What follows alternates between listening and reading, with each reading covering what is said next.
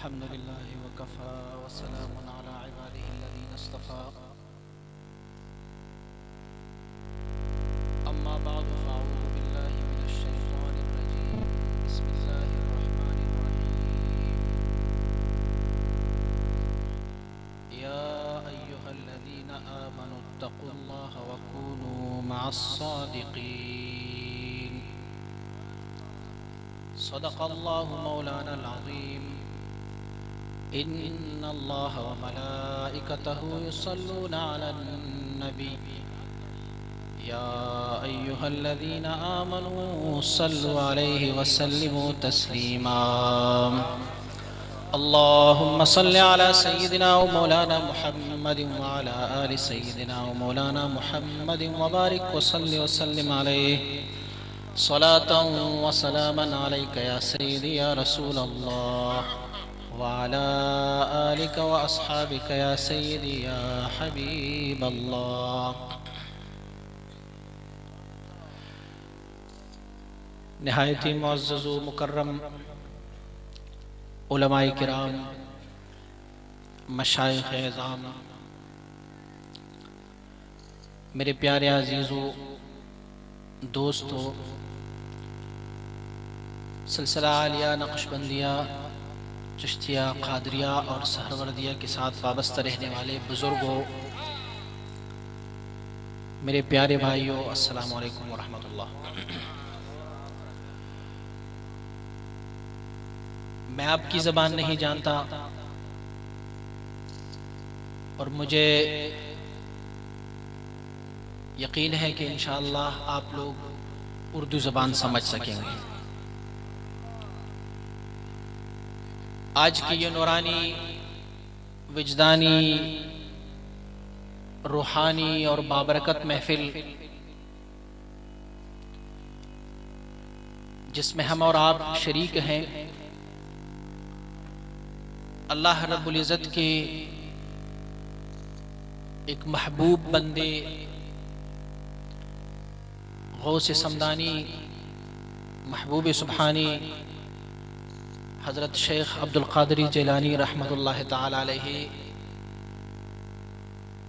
ان مبارک کی فیوزات اور ان کی برکات کو سمیٹنے کے لیے اور اپنی مشائخ اعظام اللہ رب العزت کی دوست اور علماء کرام کی فیوزات و برکات سے مستفید ہونے کے لیے ہم اکٹھے ہوئے ہیں۔ اللہ رب العزت ہم سب کی حاضری کو اپنے دربار میں قبول و منظور فرمائے۔ میں اگرچہ نہایت ہی مختصراً اور نہایت ہی قلیل وقت میں اپنی گفتگو کو سمیٹنا چاہوں، مجھ سے پہلے حضرات علماء کرام نے سیدنا شیخ عبدالقادر جیلانی رحمۃ اللہ تعالی علیہ مبارک کی سیرت، ان کی صورت، ان کی طریقت اور ان کی عظمت کے بارے میں بہت کچھ بیان کر چکے ہیں۔ میں نہیں سمجھتا کہ اللہ رب العزت کی ان دوستوں کی اوصاف کو کما کان حقہ ہم میں سے کوئی بندہ بیان کر سکے۔ میں یہ سمجھتا ہوں کہ اللہ رب العزت جب اپنی کتاب لا یزال میں ہر وقت اور ہمیشہ اپنے دوستوں، اپنی محبوبوں کے چرچے بیان کر رہے ہیں، ان کی حمایت میں اللہ رب العزت کی کلام طیبات موجود ہے۔ میں سمجھتا ہوں اللہ رب العزت کی ان دوستوں کی عظمت اور بڑائی کو اگر ہم سمجھنا چاہیں تو قرآن عظیم الشان کے ایک ایک لفظ اللہ رب العزت کی دوستوں کی عظمت اور بڑائی کا خود دلالت فرماتی۔ میں نے آپ کے حضور میں قرآن عظیم الشان کی ایک آیت شریف تلاوت کی۔ اللہ رب العزت ہم اور آپ کو حکم فرماتے ہیں، یا ایھا الذین آمنوا اتقوا اللہ وکونوا مع الصادقین۔ اے ایمان والو اللہ سے ڈرو، تقوی حاصل کرو، وَكُونُوا مَعَ الصَّادِقِينَ اور صادقین کی سائے تلے رہو، ان کے ساتھ وابستگی اختیار کرو۔ ہم جب قرآن عظیم الشان کو کھولتے ہیں، سب سے پہلی ہماری نظر جب سورہ فاتحہ پہ پڑھتے ہیں، اللہ رب العزت کی اس کلام جس میں ہمیں تعلیم دیا گیا ہے کہ لوگوں جب بھی تم اللہ رب العزت سے کچھ مانگو تو پھر مانگنے کا ایک سلیقہ، ایک طریقہ بتا رہا ہے اللہ رب العزت۔ پہلے پڑھو الحمدللہ رب العالمین، اللہ کی بڑائی اور عظمت بیان کرو، اللہ کی صفات، اللہ رب العزت کی اس بزرگی اور بہتری کو۔ اس کے بعد پھر اللہ رب العزت نے ہمیں ایک رستہ دکھانے کے لیے، مانگنے کے لیے ہمیں اللہ رب العزت نے ایک طریقہ بتایا، فرمانے لگے جب مانگو تو کیا کہو؟ اہدنا الصراط المستقیم، پروردگارا ہمیں سیدھا راستہ دکھا۔ اب معلوم نہیں کہ سیدھا راستہ کون سا ہے۔ کل حزب بما لدیہم فرحون، ہر ایک گروہ کا جس کے پاس جو کچھ ہے اسی پہ خوش ہے۔ ہر ایک کا دعویٰ یہ ہوتا ہے کہ ہمارا راستہ سیدھا راستہ ہے۔ ہر ایک کی آرزو یہ ہوتی ہے کہ لوگ ہمیں صحیح کہیں، دوسروں کو غلط کہیں۔ اللہ رب العزت ہمیں خود فرماتے ہیں کہ صحیح اور سیدھا راستہ کن لوگوں کا ہے؟ مانگو تو کیا مانگو؟ سیدھا راستہ مانگو۔ پھر وہ کون سا راستہ ہوگا؟ صراط الذین انعمت علیہم، پروردگارہ ہمیں وہ سیدھا راستہ دکھا، ان لوگوں کا راستہ دکھا جس پہ آپ نے انعام فرمایا ہوا ہے پروردگار۔ اب مجھے نہیں پتا کہ اللہ رب العزت نے انعام کن لوگوں پہ فرمایا ہوا ہے۔ کیا اللہ کی نعمت یہ ہے کہ جس کو دولت ملا ہے، کیا وہ نعمت ہے؟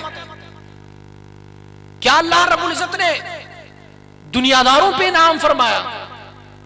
کیا اللہ رب العزت نے جب انعام فرمائے تو انعام والے لوگ کیسے تھے؟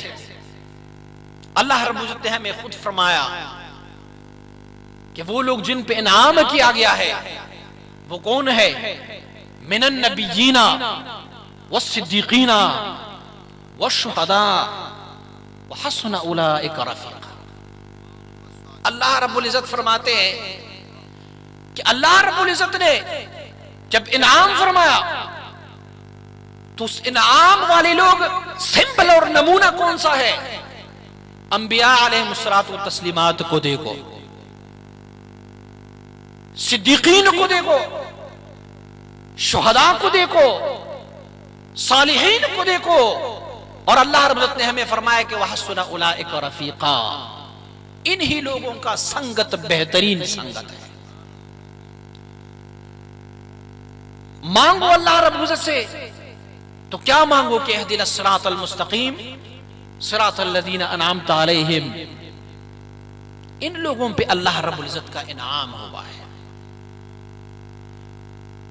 آیت شریف میں اللہ رب العزت نے ایک شرط اور بھی لگایا تھا، خطاب فرمایا تھا کن کو؟ یا ایھا الذین آمنوا اتقوا اللہ، اے مومنو اللہ سے ڈرو۔ معنی کیا ہوا کہ سب سے پہلے ایمان جزء اول تھا، شرط تھا اس میں، اور مخاطب غیر مومنین نہیں بلکہ مومن تھے۔ معلوم یہ ہوا کہ اللہ رب العزت کی دوستوں کی سنگت اختیار کرنے والے لوگ کون ہیں؟ وہ مؤمن لوگ ہیں۔ اور وہ کون ہے؟ وہ فلاح اور کامیابی حاصل کرنے والے لوگ ہیں۔ سیدنا امام ربانی مجلد ثانی رحمۃ اللہ تعالی مبارک فرماتے ہیں کہ اللہ کی نیک لوگوں کی مثال سنگ فارس جیسا ہے، ایک قیمتی پتھر ہے۔ سنگ فارس اگر کسی لوہے کے ساتھ اس کو مس کیا جائے، کسی لوہے کے ساتھ اس کو ٹچ کیا جائے تو وہ لوہے کو بھی سونا بنا دیتا ہے۔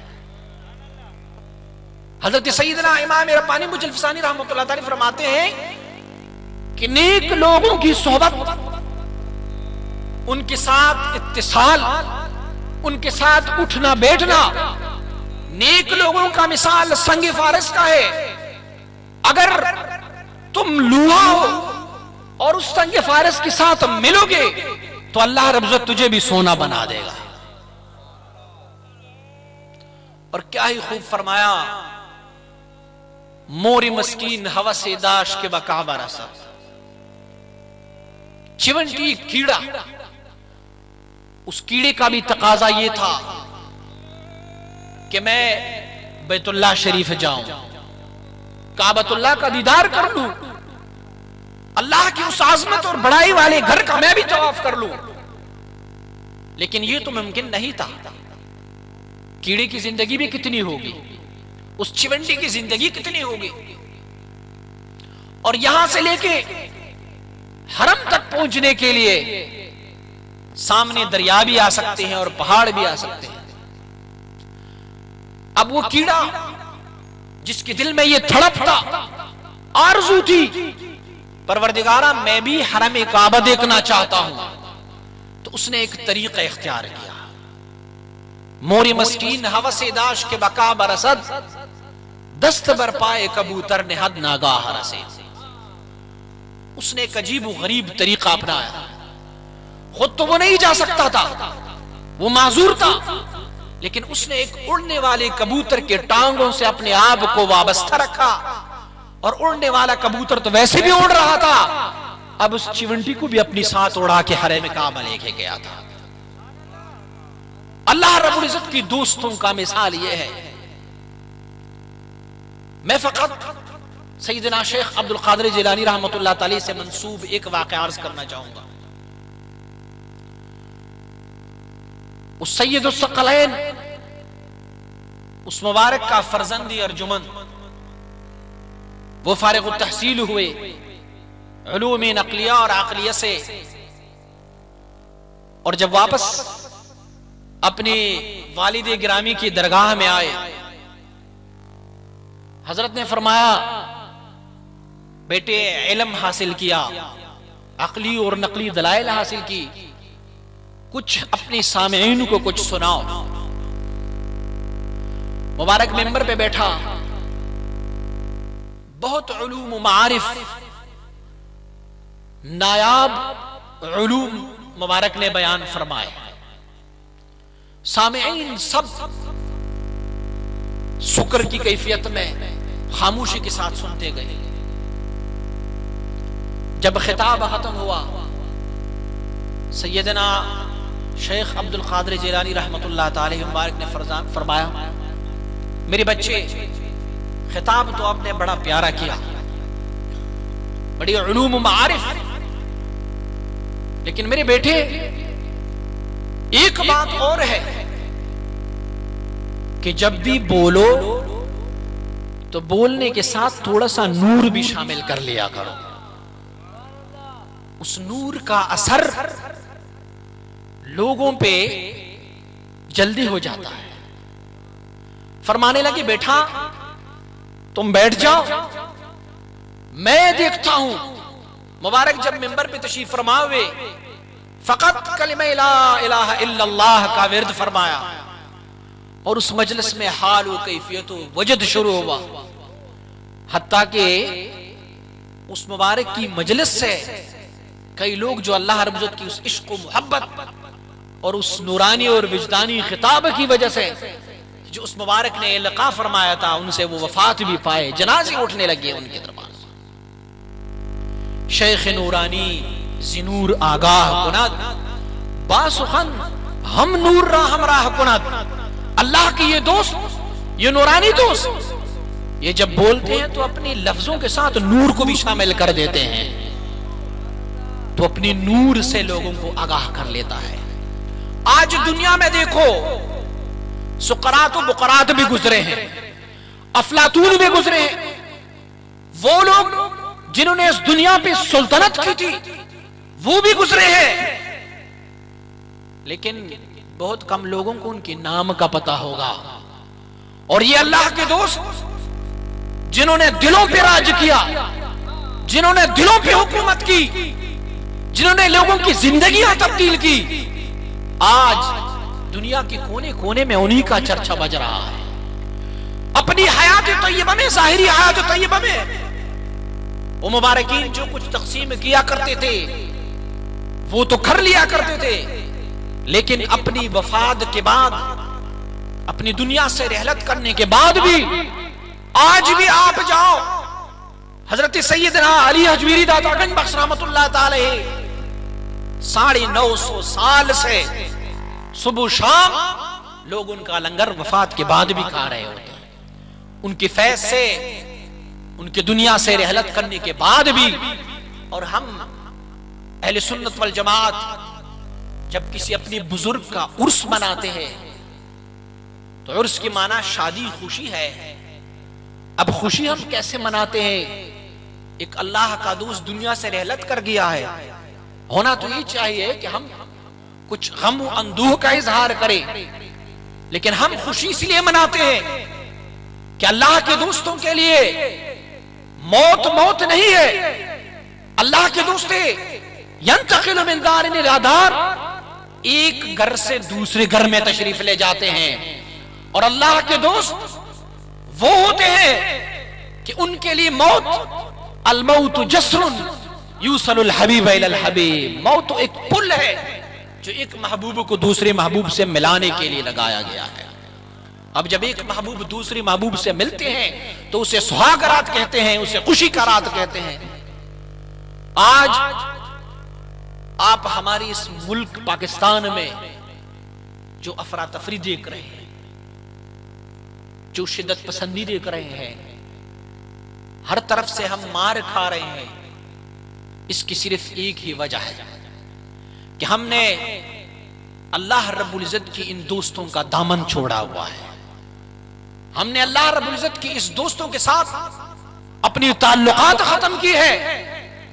ارے پھر ہم پہ کیوں قحط نہ ہو؟ حضور اکرم صلی اللہ علیہ وآلہ وسلم مبارک کا تو ارشاد گرامی ہے کہ بہم تم ترون و بہم ترزقون، اللہ کی ان دوستوں کی وجہ سے تمہیں رزق دیا جاتا ہے، اللہ کے ان دوستوں کی وجہ سے تم پہ بارشیں برس رہی ہے. جب ہم نے اللہ کے ان دوستوں کے ساتھ اپنی تعلقات کو ختم کر لیا تو پھر بارشیں بھی رک جائیں گی، ہماری معیشت بھی ختم ہو جائے گا، سب کچھ ہمارا. اور اللہ رب العزت کے لیے ہم اپنے ان بزرگوں کو، ان اللہ کے دوستوں کو وسیلہ بناتے ہیں. وابتغوا الیہ الوسیلہ، اللہ رب العزت کے لیے ہم اپنے اس اللہ کے ان دوستوں کو وسیلہ بناتے ہیں. اللہ رب العزت ہم اور آپ سب کی حاضری کو قبول و منظور فرمائے، اور اللہ رب العزت ہمیں توفیق دے کہ ہم اللہ رب العزت کی ان دوستوں کے ساتھ وابستہ رہیں. وما علی الا البلاغ المبین.